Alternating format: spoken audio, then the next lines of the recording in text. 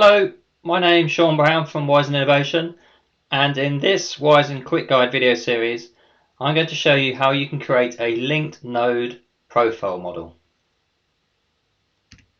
So just to give you an example of where this might be applied, we have an image on the left which is a pre-installation, and the image on the right is a post-installation of interconnecting beams.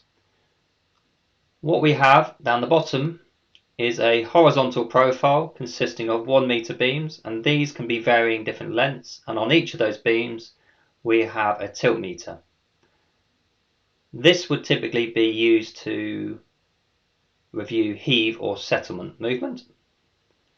We also have a vertical profile, and this consists of 2 meter interconnecting beams, and this would typically be used to look at any lateral or longitudinal movement. So relating this to a real life project, then in this example here, the client has previously used the setup node offset capability to null all his nodes on this project and define this over a baseline period. He has then decided to use the average or the median calculation capability to define that as a 0 point.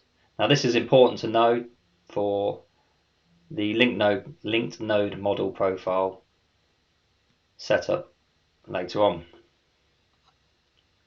So the first process will be to go to linked node model,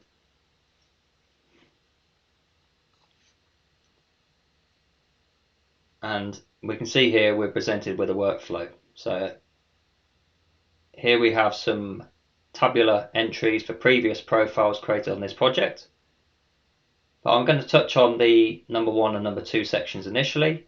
Well, number 1 first of all is asking you for the preferred units of display, and we're going to use millimeters.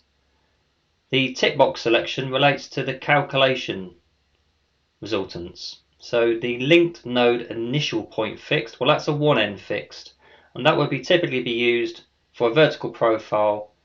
If it was above ground, the bottom point would be defined as an assumed fixed point, and if it was below ground, then the top point would be an assumed fixed point. Next we have a linked node 2n fixed. Well, this would typically be used for a horizontal profile where the far left and the far right points are held fixed. And lastly we have a linked node, and this is a 2n fixed but with a weighted adjustment. This won't be reviewed at this stage and will be covered by another video. So I'm just going to focus in on producing the resultants of the linked node initial point fixed and the 2n fixed. Number 2, well, that relates to the back computation time range. So this is the age of the data that's used in the most current resultant calculation. Now to just give you an example, we might have the following profiles we see here, and all the data is the latest epoch data from 1 hour ago. Now if that node was to go offline for a period of time, perhaps the battery was dead or a line of sight was blocking the communication, then what this button here is doing is allowing the look back and use of old data within the most current calculation up to what we have here as a 24-hour time period. Now if I press this button here, you can see that you have the capability to define this as required. So on this job we're reading every hour, so perhaps a 4-hour interval might be suitable. The tick button here is the offline warning. So in other words, if the calculation was not complete within that time period, you would have a warning sent to you, so you know you've got something to review. So the next stage will be to add a linked node. We press this button and we're asked to create a name for the profile. So we have, in my example, the name of the asset with the abbreviation of the profile direction, V for vertical. We press confirm.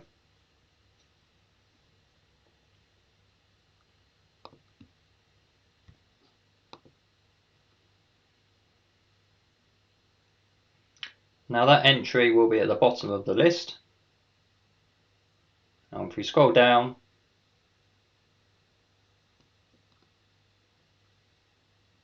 we can see the entry here. So the first thing to define is the installation orientation, and I know this is a vertical profile. The second question, and this is a change that will be applied in the near future to the web portal, is the lateral axis towards the site or towards the facing direction. And I know in this example I'm utilizing the z-axis pointing towards me. And as I mentioned, the diagrams are currently incorrect and these will be updated in time. The next stage will be to add the nodes. We select the type, and I would suggest on projects you always utilize a reference ID which has been determined beforehand.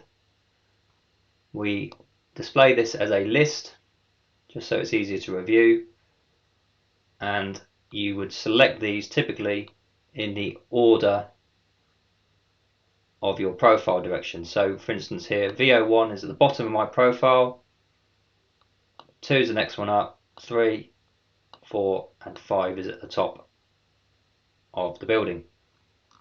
Scroll down to the bottom and you can see here I've put these in the right order by selecting them in the right order. If you did not select these in the right order, then you have the capability to drag and drop these in the relevant order. Press confirm.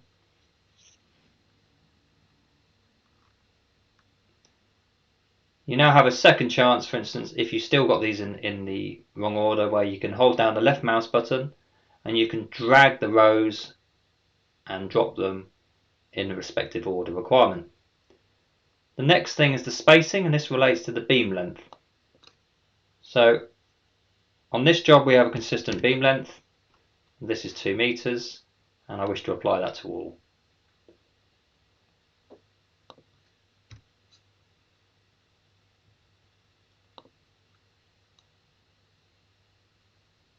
If you had a mixture of beam lengths, then you have the capability here to define the beam length itself. Press tab and you can see then that the local chainage will update.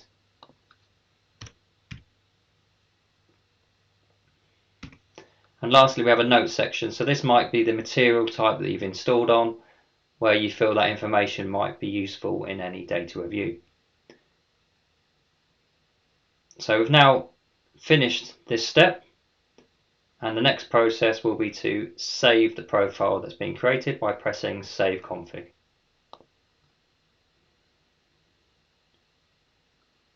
We have an initial pop-up menu just to warn you of the following actions that are going to be undertaken. Press confirm, and we have a second pop-up menu saying this is saved successfully and to progress to the auto calculate button, which is behind this pop-up menu, as we can see here. Now I'm just going to pick up on the point that I made earlier when I started this video, is that if you've previously undertaken the node offsetting or the nulling, then you would have finished this current process step. You would not need to go to the auto calculate button. The auto calculate button is allowing the capability to define an offset 0 point on a particular point of data, and also how to apply or applying temperature correction to that profile. So it does have a use. It's a shortcut button essentially, but the point I'm making here is that if you've defined the null offset previously and you've defined that over a baseline period and you've utilized the median or the average tool, I'm inclined to say that's a better mathematical way of determining your null, and you would not need to proceed to the auto calculate button unless you are looking to apply temperature correction. Now I'm going to press OK, and I will proceed to the auto calculate button just to give you an example. The other thing to note here is, independent to this workflow, you may have previously gone into setup and undertaken a tilt node temperature correction or correlation. If you've done that, then the auto calculate button, as we see here on the right, is allowing you to apply that to your nodes. Now, the tilt node temperature correlation is covered in another video. So if I go into auto calculate, you're presented with three options: offset to 0, temperature correction, and applying the two together, so the offset to 0 and the temperature correction. Now I'm just going to show an example but not apply the offset to 0, because obviously this would supersede and overwrite anything I've undertaken previously in the node offset for all those nodes defined. You would select the offset to 0, you would select the profile of interest, you would press submit, and what this is actually asking you to do here is to define an exact date and time where you would like the profile to be baselined at 0. Now what that's actually doing is selecting a singular point of all the nodes that's going to be defined as that 0 point. Now my little concern here, I suppose, is that you might select a peak or a trough value, and the more encompassing way of actually undertaking a null value, I believe, is defining that over a median or an average baseline data set. But you still have the capability here, if you wish to obviously define that on a very definitive point, and perhaps you reviewed that point beforehand to know that that's not at a peak or a trough, then you can proceed at this next step. Just be aware that that would obviously supersede anything you've had previously in the node offset. I'm just going to press cancel. Now I'm interested in applying a temperature correction, so I press temperature correction. Now if you had not undertaken any temperature correlation analysis using the setup, the individual capability, you would not have this box populated as we see here. Now as I've previously undertaken that, and I'm happy with my results, they're all excellent and have passed the criteria, as we can see here in the help guide. I'll just put that on the screen briefly so you can just have a quick review. This is covered in another video series. Then what you're doing here is selecting the nodes it knows that are in the profile and deciding which of the nodes, now typically it would obviously be all of those nodes, you would like the temperature correlation to be applied to. Now you would tick the whole lot, you press submit and proceed forward. If for instance you didn't have a box here populated, then what you'd get presented with initially is just defining the actual nodes in the profile, which we're already aware of, but you would press this little correlation analysis button here.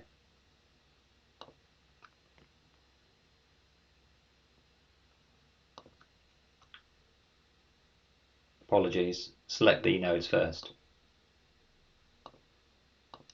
So instead of accepting the results and pressing submit, you have the ability to recompute and overwrite anything you've done previously.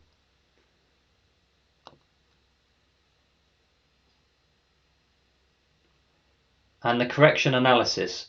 Now what's recommended here is that you've independently reviewed the nodes, the data, and you've plotted this with temperature. So you've determined a goodness of fit before you get to this stage, so that you know that the mathematical equations are going to be consistent and your requirement.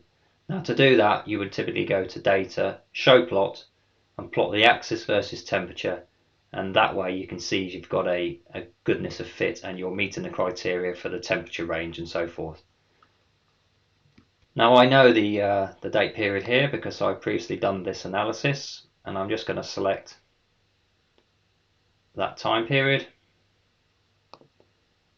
And typically I would probably apply the same time period as per that for the baseline.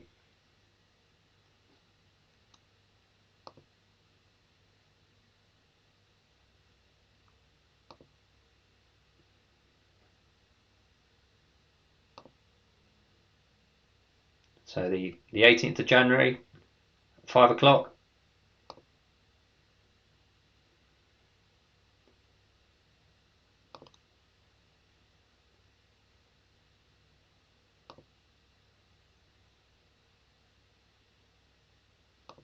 And the 1st of February at 5 o'clock. So that's the data period that I'm going to utilise to best fit the current movement and relate that to the temperature movement. You press confirm, and the analysis confirm again that basically you'll now have the calculated values as we see here. And what we're looking for is above 60%. So you can see here that 70% and 72%. So that's defined as excellent. I think if it's below 70%, it's defined between 60, sorry, and 70% is defined as good. Now, if it was below 60%, it would be defined as bad. And the important thing to realise is the little tick button you see here would not be ticked, and it would not allow you to take that data forward for any correlation. So what we're looking for is a good temperature delta change over that time period, and what we see here is the current Z delta change over that time period and the corrected Z delta change over that time period. So typically with a goodness of fit, a good ratio, you can see here that we're looking at about a 50% movement reduction. So correcting that movement reduction, I suppose, for a temperature variance and the total data that's been used between that time period. So with all this criteria we see here, I'm happy now to proceed and apply this going forward. So we generate temperature corrected virtual node. It's now asking you for all the data that's present for the nodes in this profile. Do you want to apply this correction to all the historical data and apply it to the future? Well, typically the answer should be yes, and this is why the default is as you see here. But if you only wanted to apply this to a segment of data, a proportion of data, then obviously you have that opportunity to do that in the past. We press add.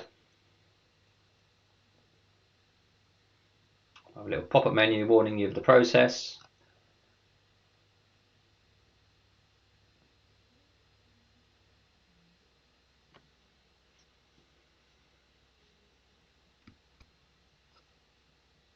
You'll have a table of results as we saw previously, and we would now submit.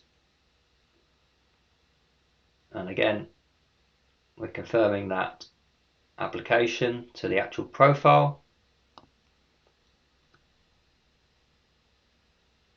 The important thing to realise here is we have a little progress bar, and the system is calculating and back calculating all the historical data and producing a temperature corrected value. So it's important to note you'll have the raw value, the raw engineering unit values, and you will also now have a temperature corrected value based upon the analysis undertaken. This is now finished, and essentially, just so you can understand the resultant that you're attaining from this, then within the table you have a table of results. And just to give you an example, if I go to virtual node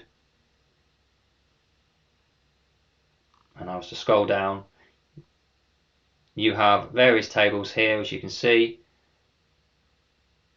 this example here is not the one we just created, but this would be a horizontal profile, linked node initial point, so one end fixed, and we are attaining an incremental raw value and a cumulative raw value.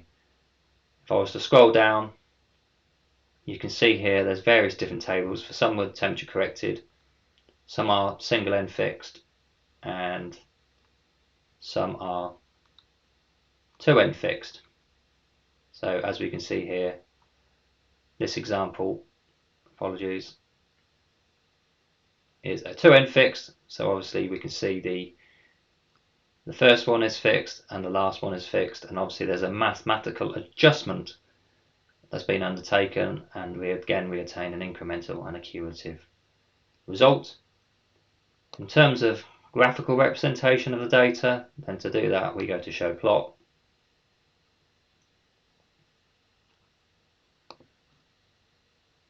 And you can see here ln means linked node. And if I go down to the ones of interest, well, the one I just created previously, by the way, was a 51 HSS underscore V. Well, that's the linked node 1N fixed, which is the correct profile. I select that profile. You select all the nodes within that profile, not the single independent bays, and we press plot. So what we get automatically is a plot over a definitive time period, and in the time plots here we can display and tick as many different time plots as we define. Note here a maximum of 20. Now if I switch off, so this was at 7:30 this morning, 8:30 this morning, and the last resultant calculation was at 9:30. And if I press plot, we can see here that this is a plot with a tick button of cumulative. Note here that the bottom point is held fixed. Sorry, I should have deselected.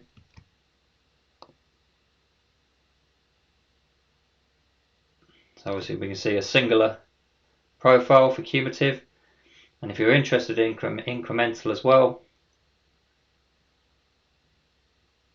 then we can see the two side by side. So cumulative in this example is the addition of each bay to one another as we vertically go up the profile, and the incremental is just the individual results plotted with respect to the previous position. So it's important to distinguish between the two resultants. Both of these can be output into an auto report and warnings set and associated to them. So hopefully this concludes and gives you an insight into the creation of a linked node model.